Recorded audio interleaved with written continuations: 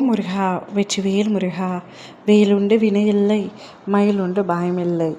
என் அன்பு தங்கமே, நீயும் உன் துணையும் என்ன காரணம் என்று தெரியாமல் பிரிந்து உள்ளீர்கள். ஏதோ ஒரு காரணத்திற்காக உங்களை இந்த காலம் பிரித்து வைத்துள்ளது. இருவரும் ஒன்றாக சந்தோஷமாக வாழ்ந்தவர்கள்தான்.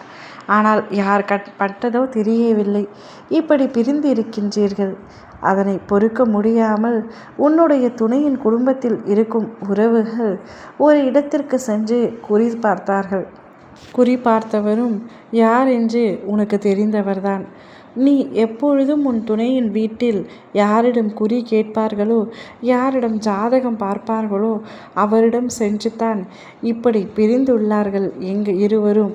இவர்கள் எப்பொழுது ஒன்றாக இணைவார்கள் என்று மன வருத்தத்துடன் உன் துணையின் வீட்டில் உள்ளவர்கள் அவர்களிடம் கேட்டார்கள். அப்பொழுது அவரும் இது காலத்தின் கட்டாயம், அதனால்தான் பிரிந்துள்ளார்கள். கூடிய விரைவில் இன்னும் 3 மாத காலத்தில் இருவரும் ஒன்றாக இணைந்து விடுவார்கள். எவ்வித கவலையும் கொள்ள வேண்டாம் என்று கூறி அவர்களை தைரியப்படுத்தி அனுப்பி வைத்தார். உன்னுடைய துணையின் வீட்டில் இருக்கும் அனைவரும் உனக்கு ஆதரவாக இருந்த பொழுதும் உன் துணை மட்டும் உன்னை எதிர்த்து உன்னிடம் சண்டை போட்டு தனியாக இருக்கின்றார். அவர் மனதை புரிந்து கொள்ளவே முடியவில்லை. அன்பு காட்டினால் ஒரே அடியாக அன்பு காட்டுகின்றார், வெறுத்து ஒதுக்கினால் ஒரேடியாக வெறுத்து ஒதுக்குகின்றார். இப்பொழுது யார் வார்த்தைகளையும் காதில் கேட்கும் நிலைமையில் அவர் இல்லை. கோபத்தின் உச்சியில் இருக்கின்றார். எதற்காக இப்படி இருக்கிறார் என்று தெரியாமல் பல குழப்பத்தில் உன் மனம் தடுமாறுகின்றது. நீயும் என்ன செய்வது என்று புரியாமல் தவித்து கொண்டிருக்கின்றாய். உன்னுடைய தவிப்புகள் எப்படி இருக்கும் என்பது எனக்கு நன்றாக புரிகின்றது தங்கமே. ஆனாலும் என்ன செய்வது? இது விதியின் விளையாட்டு. சற்று அப்படித்தான் இருக்கும்.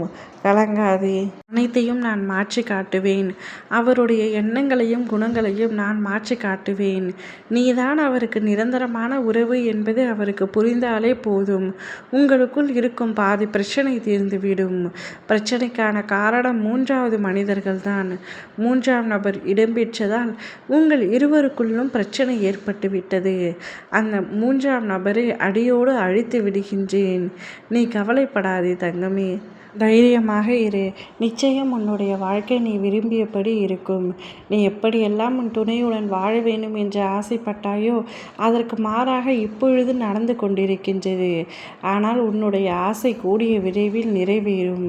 நீ எப்படி இருக்க வேண்டும் என்று நினைத்தாயோ அப்படியே இருப்பாய்.